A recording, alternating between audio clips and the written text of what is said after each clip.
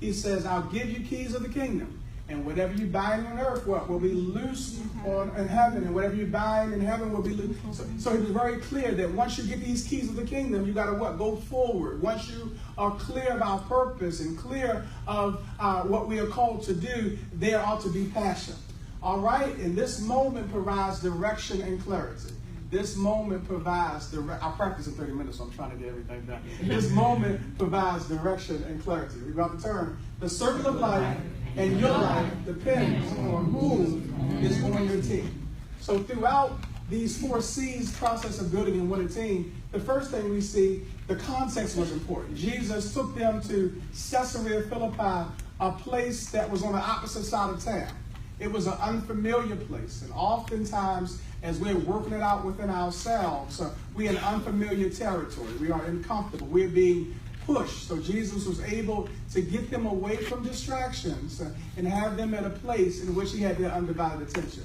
And oftentimes when we are going through transition, we have to be in what? An unfamiliar place. I think Dr. Jazz says a dark place. God works in what? Dark places.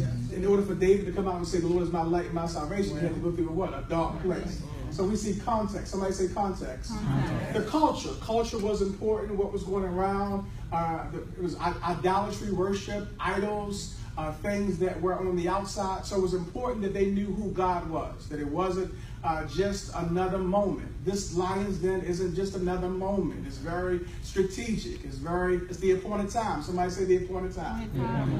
Capacity. Of course, we are at a time where our capacity is being enlarged. We are being stretched, and Jesus was stretching them. For one moment, they identified him as the Son of God. Some say you're John the Baptist. Some say you're one of the prophets. So they were having a moment in which their capacity was being enlarged. And finally, it took courage for Peter to be able to speak what was going on inside of him. Oftentimes, we don't want to be wrong. But he spoke the words in which the Holy Spirit dropped in him, that you are the Christ, the Son of the living God. And Joshua tells us, as you are in transition, we have to be strong and very what? Courageous. All right, the circle of life and your life depends on who's on your team.